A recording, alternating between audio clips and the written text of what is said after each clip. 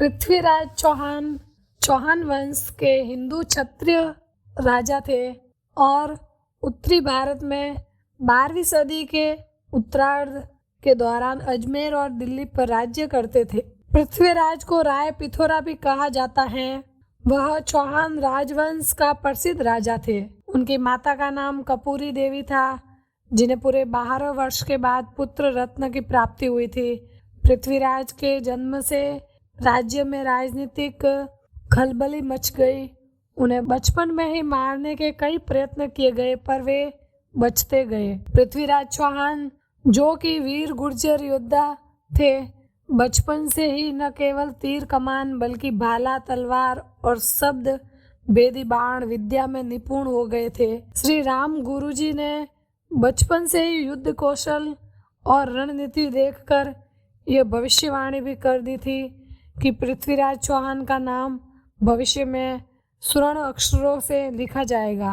पृथ्वीराज चौहान के जन्म के वक्त ही महाराजा को एक अनाथ बालक मिला, जिसका नाम चंदबरदाई रखा गया, जिन्हें आगे चलकर कविताओं का शौक हो गया। चंदबरदाई और पृथ्वीराज चौहान बचपन से ही अच्छे मित्र और भाई समान थे।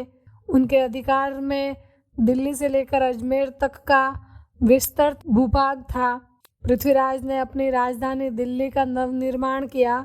तोमर नरेश ने एक गढ़ के निर्माण का शुभारंभ किया था, जिसे पृथ्वीराज ने सबसे पहले इसे विशाल रूप देकर पूरा किया।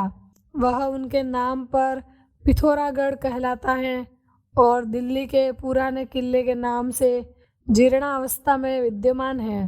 कहा जाता है कि पृथ्वीराज की सेना में 300 हाथी तथा 3 लाख सैनिक थे, जिनमें बड़ी संख्या में घुड़सवार भी थे। पृथ्वीराज चौहान और सहयोगिता की प्रेम कथा राजस्थान के इतिहास में स्वर्ण से अंकित है। वीर राजपूत जवान पृथ्वीराज चौहान को उसके नाना ने गोद लिया था। वर्षों दिल्ली का शासन सुचारू रूप से चलाने वाले पृथ्वीराज को कन्नौज के महाराज जयचंद की पुत्री सहयोगिता भा गई। पहली ही नज़र में सहयोगिता ने भी अपना सर्वोच्च पृथ्वीराज को दे दिया। पृथ्वीराज से संबंधित घटनाओं का काव्यात्मक वर्णन चंदबरदाई कृत पृथ्वीराज रासो नामक ग्रंथ में हुआ है।